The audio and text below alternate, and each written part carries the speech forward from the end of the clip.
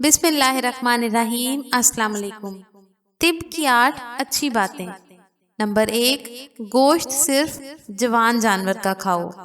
Number 2, जब दोपहर का खाना खाओ तो थोड़ी देर सो जाओ।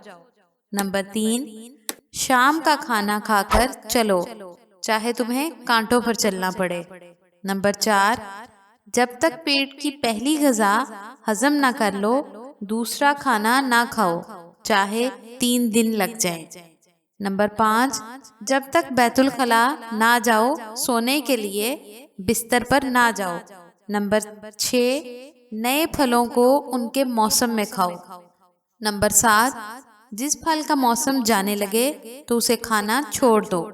नंबर 8, खाना खाकर पानी ना पियो। वीडियो पसंद आए तो उसे लाइक और शेयर ज़रूर करें और हमारे चैनल कुकिंग और सेहत को ज़रूर सब्सक्राइब करें।